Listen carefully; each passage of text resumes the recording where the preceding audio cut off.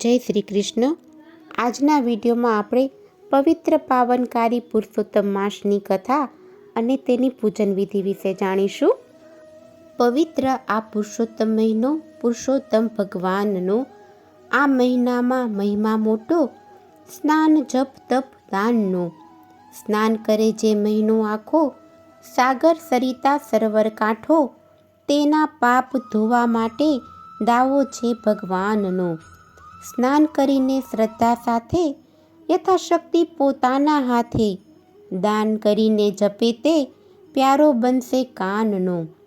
દાન ભલે હો મોંઘું સસ્તું, શ્રદ્ધા સૌથી મોટી વસ્તુ. ભેદ નથી પુરુષોત્તમ પાસે, ગરીબ કે ધનવાનનો. જ્યેષ્ઠ કહે છે બચ્ચું થઈને, પ્યારા પ્રભુના ચરણે જઈને. કરજે તું ઉદ્ધાર વહાલા, શરણાગત સૌ જનનો. પવિત્ર આ પુરુષોત્તમ મહિનો પુરુષોત્તમ ભગવાનનો. બોલો પુરુષોત્તમ ભગવાનની જય. પવિત્ર પાવનકારી પુરુષોત્તમ માસ એ સુવિચાર, પુનિતવાણી અને સુકર્મો જાણવાની જ્ઞાનરૂપી વાવ સમાન છે.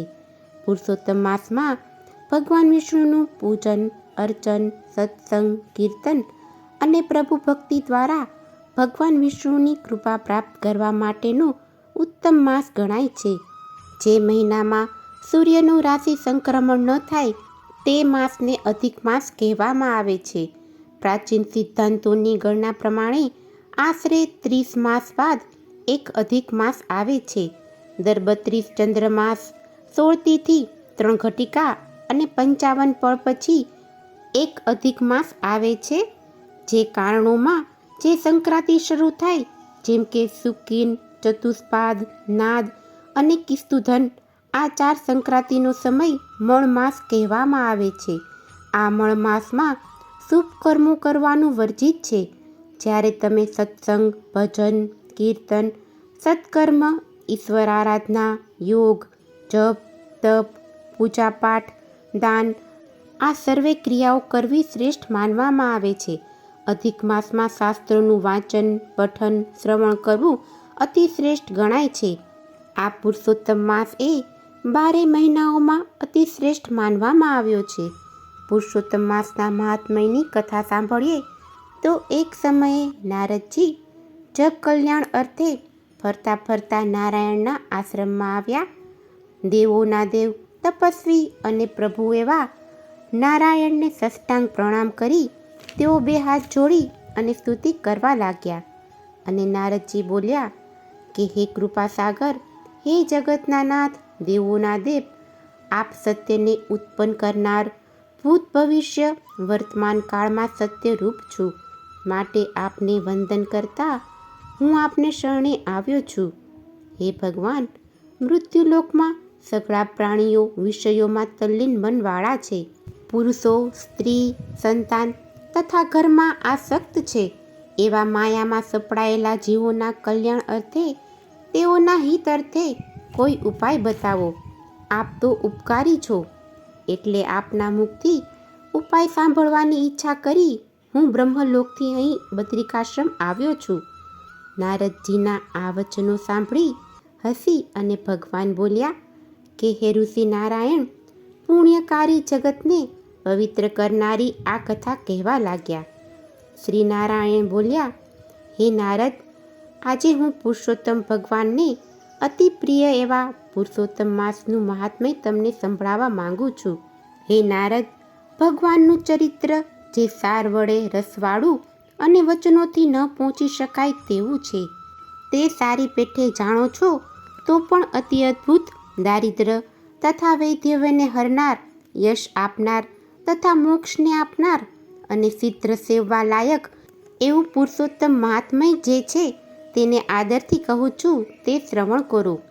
આ સાંભળી અને નારદજીએ પૂછ્યું, મેં 12 મહિના અને તેના અધિષ્ઠ દેવોના મહિમા સાંભળ્યા છે, પરંતુ પુરુષોત્તમ કયા દેવ છે અને તેનું મહાત્મય શું છે તે હું જાણતો નથી, તો તે મને વિસ્તારથી સંભળાવો.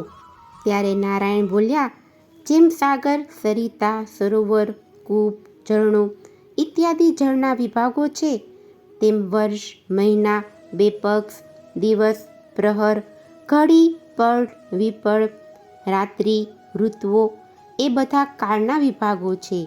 આ દરેક વિભાગના જુદા જુદા અધિષ્ઠ દેવ છે અને તેમના કૃપા પ્રસાદથી તેઓ સુખ સંપાદન કરી રહ્યા છે. જ્યારે જ્યોતિષ ચક્રની ઝીણવટથી ગણતરી થઈ ત્યારે એક વધારાનો અધિક માસ ઉત્પન્ન થયો, પરંતુ આ અધિક માસનો કોઈ અધિષ્ઠ દેવ ન હતો. વળી તેમાં સૂર્ય એક જ રાશિમાં રહેતો હતો. આથી લોકો તેને આધાર વગરનો, આશ્રય વગરનો અને નિંદનીય ગણી આ અધિક માસને મળ માસના નામથી ઓળખવા લાગ્યા. આવી રીતે નિંદાયેલો અને હળધૂત બનેલો મળમાસ અધિક માસ શ્રી વિષ્ણુ ભગવાનના શરણે ગયો અને તેના ચરણમાં મસ્તક નમાવી આંસુ સારતો કહેવા લાગ્યો, હે દયાનિધિ, હું તો જન્મથી નિરાધાર, અનાથ અને નામ વગરનો છું. મારા બધા ભાઈઓ મહિના એમાં હું અપમાનિત થયો છું. મને મોટું દુઃખ એ છે કે સર્વે શુભ કાર્યોમાં મારી અવગણના કરવામાં આવે છે. વળી મારે કોઈ અધિષ્ઠાતા દેવ પણ નથી. વનમાં ઝાડના મૂળિયા કે સૂકા પાંદડાઓ ખાઈને જીવવું સારું, પરંતુ ભાઈઓની વચ્ચે દીન અને અપમાનિત જીવન જીવવા કરતાં મરવું વધારે સારું. સમજુ માણસો મને મળમાસ કહી મારા દુઃખમાં વૃદ્ધિ કરે છે. મારા અધિકારના સમયમાં કોઈ સારા કાર્યો કરતા નથી, તો મને કોઈ માર્ગ બતાવો. આપ પણ પીડા હરનારા છો. સાંસારિક જીવોને કોઈ પણ શરણ દેખાય નહીં ત્યારે તેઓ આપના શરણે આવે છે અને તેથી તેમના આધિ, વ્યાધિ, ઉપાધિ દૂર થઈ જાય છે. હું પણ આપના શરણે આવ્યો છું, તો મારું દુઃખ દૂર કરો પ્રભુ, મારું કલ્યાણ કરો. આટલું કહી મળમાસ તો ધ્રુસકે પ્રભુ આગળ રડવા લાગ્યો અને થરથર કાંપવા લાગ્યો. તેને આશ્વાસન આપતા શ્રી હરિ બોલ્યા કે હે સ્વામીથી રહિત વત્સ, ઊભો થા, ઊભો થા. તારું શ્રેય થશે, તું શોક ન કર. તારું દુઃખ મહાકષ્ટથી મટે એવું મને ભાસે છે, છતાં હું તેનો ઉપાય વિચારું છું. હે વત્સ, તું મારી સાથે યોગીઓને દુર્લભ એવા ગૌલોકમાં ચાલ કે જ્યાં પુરુષોત્તમ, ઉત્તમ, સમર્થ ગોપીઓના ટોળાની વચમાં રહેલા ભગવાન શ્રી કૃષ્ણ પૂર્ણ પુરુષોત્તમ સ્વરૂપે બિરાજે છે. આવું કહી શ્રી વિષ્ણુ ભગવાન તેનો હાથ ગ્રહી ગૌલોકમાં પધાર્યા. બંનેએ પુરુષોત્તમ શ્રી કૃષ્ણને પ્રણામ કર્યા અને તેમની સ્તુતિ કરી. પછી ભગવાન શ્રી વિષ્ણુએ મળમાસનું સઘળું દુઃખ કહ્યું અને તેનું નિવારણ કરવા વિનંતી કરી. ત્યારે શ્રી પુરુષોત્તમ બોલ્યા, હે વિષ્ણુ, આપ મળમાસનો હાથ ગ્રહી જે અહીં પધાર્યા તે સારું કર્યું. આથી જગતમાં કીર્તિ પામશો. હું તેના પર પ્રસન્ન છું. એને મારા સર્વગુણો પ્રાપ્ત થવા ઉપરાંત કીર્તિ, મહિમા, ઐશ્વર્ય, પરાક્રમો, ભક્તોના વરદાન પ્રાપ્ત થાવો અને હું બીજા પણ ગુણોથી જગતમાં પુરુષોત્તમ નામથી પ્રસિદ્ધ છું. તે રીતે આ પણ લોકોમાં પુરુષોત્તમ નામથી પ્રસિદ્ધ થશે. મેં લોક તથા વેદમાં પ્રસિદ્ધ મારું પુરુષોત્તમ નામ આજે તેને અર્પણ કર્યું છે અને હું જ આનો સ્વામી થયો છું. આ નામથી આખું જગત પાવન થશે. આ માસ મારી સમાનતા પામવાથી સર્વ માસોનો અધિપતિ થશે. આ માસમાં તીર્થ, વ્રત અને દાન કરનાર ધન મેળવશે, મુક્તિ પામશે. વળી જગતમાં પૂજવા, વંદવા યોગ્ય અને સર્વ પૂજનારાઓના દુઃખ તથા દરિદ્રતાને ખંડનાર થશે. કામનાથી રહિત સર્વ કામનાવાળો જે અધિક માસને પૂજશે તે કર્મોને બાળી નિસંદેહ મને પામશે. જે પદ માટે ત્યાગીઓ, યતિઓ, બ્રહ્મચારીઓ અને મહાત્માઓ અન્ન છોડી ફળને પાંદડાભર રહિત તપ કરે છે અને ટાઢ તડકાને સહન કરે છે, તેઓ પણ મારા અવિનાશી ઉત્તમ પદને પામી શકતા નથી. જ્યારે આ પુરુષોત્તમ માસના ભક્તો માત્ર સ્નાન, દાન, ધ્યાન, ઉપવાસ કે એકટાણાથી તે પદ સહજમાં પ્રાપ્ત કરશે. જે રીતે હળથી ખેડેલી જમીનમાં બી વૃદ્ધિ પામે છે, તેવી જ રીતે પુરુષોત્તમ માસમાં કરેલ પુણ્ય ઘણું જ વધી જશે. જે આદરથી વિધિ પ્રમાણે પુરુષોત્તમ માસને સેવે છે તે પોતાના કુળને તારી સંદેહ વિના મને જ પામે છે. જે કોઈ આ માસની યથાવિધિ પૂજા કરશે તેના પાપો બળી અને ભસ્મ થઈ જશે. આ પુરુષોત્તમ માસને ભજનારના સર્વ સંકોટો દૂર કરવા હું હંમેશા તત્પર રહીશ. અજ્ઞાની લોકો આ માસમાં સ્નાન, જપ, તપને દાન નહીં કરે અને આ માસનો તિરસ્કાર કરશે તો તેને નરકની પ્રાપ્તિ થશે. આથી જ સર્વ લોકો આ માસને પૂજશે. આ સાંભળી નારદજીને સંતોષ થયો અને પછી આદિમુનિ શ્રી નારાયણને પુરુષોત્તમ માસમાં શું કરવું, શું ન કરવું તેમજ વ્રત વિધિ જણાવવાની નમ્ર વિનંતી કરી.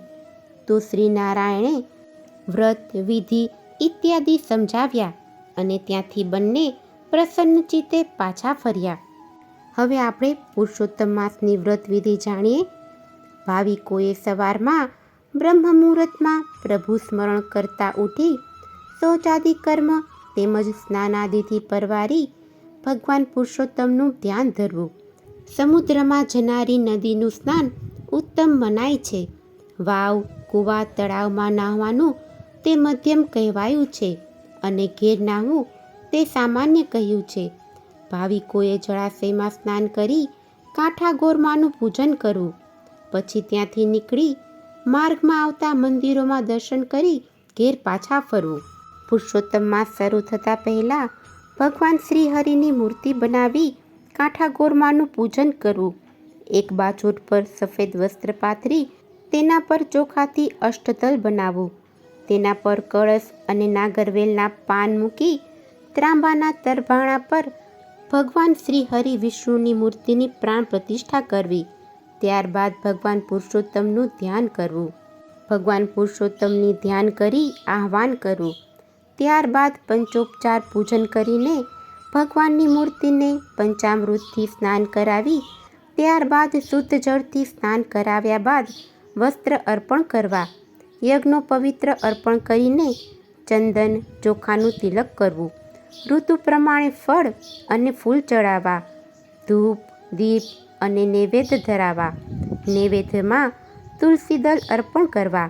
ત્યારબાદ યથાશક્તિ દક્ષિણા અર્પણ કરીને ભગવાન શ્રી પુરુષોત્તમ પ્રભુને પ્રાર્થના કરવી. આ માસ દરમિયાન અભક્ષ્ય ભોજનનો ત્યાગ કરવો. મદિરા તથા વ્યસનથી મુક્ત થવું. સાત્વિક ભોજન ગ્રહણ કરવું. ત્યારબાદ ભગવાનની સામે 1008 તુલસી દળ વિષ્ણુ મંત્ર બોલી અને ચડાવવા. ભગવાન સમક્ષ મંત્ર જાપ, સત્સંગ, કીર્તન કરવા.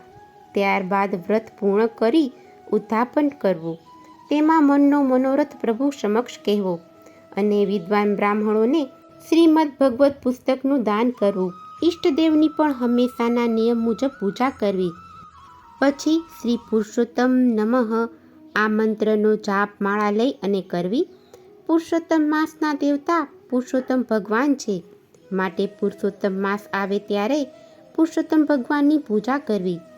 જ્યાં સુધી ચિત્તની શાંતિ હોય ત્યાં સુધી જાપ કરવો અને આખો દિવસ ગમે તે કામ કરતા હોઈએ તો પણ પ્રભુનું નામ સ્મરણ ભૂલવું નહીં. ઘણે ઠેકાણે પુરુષોત્તમ માસની કથા વચાય છે તો તે શ્રવણ કરવાનો લાભ ગુમાવવો નહીં. અધિક માસની અમૃતધારા સમી કથાઓ વાંચનાર સાંભળનારના હૃદયમાં અમૃત રેડાય છે અને જે વાંચે છે કે સાંભળે છે તેનો દેહ પાવન થઈ જાય છે. પુરુષોત્તમ વ્રત કરનાર ભાવિકે દિવસમાં એક વખત તો જરૂર કથા સાંભળવી જોઈએ. પુરુષોત્તમ વ્રત કરનાર ઉપવાસ કરે તો અતિ ઉત્તમ છે અને ન બને તો દિવસમાં એક ટક જમવું એટલે કે એકટાણું કરવું. દિવસમાં અનુકૂળ સમયે એક ટક સાત્વિક ભોજન લેવું. દિવસભર અસત્ય વધવું નહીં, નિંદા કરવી નહીં, યથાશક્તિ દાન કરવું અને પ્રભુનું સ્મરણ કરવું. વ્રત કરનારે પૂરા માસ સુધી પુરુષોત્તમની પ્રીતિ માટે અને સર્વ કાર્યોના ફળની સિદ્ધિ સારું ઘીનો અખંડ દીવો પ્રગટાવેલો રાખવો. આ પુરુષોત્તમ માસમાં વ્રત વેળાએ શું ખાવું, શું તજવું અને શું કરવું તે પણ જોઈ લઈએ. ઘઉં, ચોખા, સાકર, મગ, જવ, તલ, આદુ, તે કાળનું શાક, વટાણા, રતાળું, કાકડી, કેળા, સિંધાલૂણ, ગાયનું દૂધ, દહીં, ઘી, માખણ કાઢી લીધા વગરની છાશ, ફણસ, આમ્રફળ, હરડે, પીપર, જીરું, સૂંઠ, આંબલી, આંબળા, સોપારી, ગોળ વગર શેરડીથી બનેલી વસ્તુઓ અને તેલ વગરથી ન પકવેલ હોય તે વ્રતધારીથી લઈ શકાય. માંસ, મધ, જાયફળ, મસૂર, અડદ, રાઈ, તલનું તેલ વગેરે ત્યજવા. પારકાનું અન્ન, વાસી અન્ન, બીજાનો દ્રોહ, પર સ્ત્રીનો સમાગમ અને તીર્થ વગર પરદેશમાં જવું એ પણ ત્યજવું.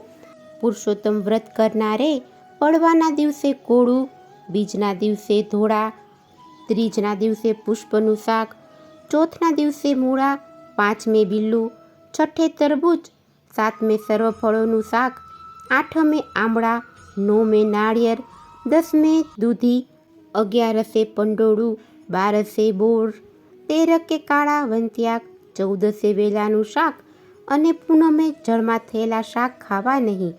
રવિવારે આમળા ખાવા નહીં. પુરુષોત્તમની પ્રીતિ માટે જે કંઈ પણ તજવું તે ફરી બ્રાહ્મણને આપી અને જમવું. પુરુષોત્તમ માસમાં સૂતકનું અન્ન, રાંધેલાને ફરી રાંધેલું અન્ન, જે બળેલું અન્ન હોય તે ન જ ખાવું. પુરુષોત્તમ માસમાં ડુંગળી, લસણ, મોથ, સવાની ભાજી, ગાજર, અળવીના પાંદડા, મૂળા અને સરગવાની ફીંગોનો ત્યાગ કરવો. પુરુષોત્તમ વ્રત કરનારે અંતિમ દિવસે જાગરણ કરવું અને ભગવાન પુરુષોત્તમની પ્રાર્થના કરીને વ્રતની ભૂલચૂક માટે ક્ષમા માંગવી અને પછી વ્રત પૂર્ણ કરવું. પુરુષોત્તમ માસમાં દેવી દેવીઓ, વેદ, બ્રાહ્મણ, ગુરુ, ગાય, વ્રતવાળા, સ્ત્રીઓ અને પુરુષોની નિંદા ન કરવી. પુરુષોત્તમ માસમાં બ્રહ્મચર્ય પાળવું. ભૂંય પર સૂવું અને ચોથા પ્રહરે ઉપવાસ ન કર્યો હોય તો ભોજન કરવું. પુરુષોત્તમ વ્રતવાળાએ આ વ્રતમાં અને સર્વવ્રતમાં પણ આ પદાર્થો ત્યજવા અને વિષ્ણુને પ્રસન્ન કરવા પોતાની શક્તિ પ્રમાણે ચંદ્રાયણ આદિ વ્રતો કરવા. આમ અધિક માસમાં શ્રદ્ધા સહિત પૂજન કરનાર પર શ્રી હરિ વિષ્ણુની પ્રસન્નતા પ્રાપ્ત થાય જ છે. તેમજ તેના ધર્મ, અર્થ, કામ અને મોક્ષ આ ચાર પદાર્થ સિદ્ધ થાય છે. આમ અધિક માસમાં જે મનુષ્ય ભક્તિભાવ અને શ્રદ્ધા સહિત ભગવાન શ્રી પુરુષોત્તમનું પૂજન, ભક્તિ, કીર્તન, સત્સંગ, મંત્ર જાપ કરશે તે વ્યક્તિના સર્વ પાપ બળી અને ભસ્મ થશે. તેમજ જે ભગવાનની ભક્તિ કરી અને પૂજન કરશે તે ધન અને પુત્રનું સુખ ભોગવી મૃત્યુ બાદ ગૌલોકમાં નિવાસ કરશે. આમ અધિક માસમાં શ્રદ્ધા સહિત પૂજન કરનાર પર શ્રી હરિ વિષ્ણુની પ્રસન્નતા પ્રાપ્ત થાય છે. તેમજ તેના ધર્મ, અર્થ, કામ અને મોક્ષ આ ચાર પદાર્થ સિદ્ધ થાય છે. બોલો ભગવાન શ્રી પૂર્ણ પુરુષોત્તમની જય. જો તમને આજની આ કથા પસંદ આવી હોય તો એક લાઈક આપી ચેનલને સબસ્ક્રાઈબ કરો. આજની આ કથા સાંભળવા બદલ આપનો ખૂબ ખૂબ આભાર. જય શ્રી કૃષ્ણ.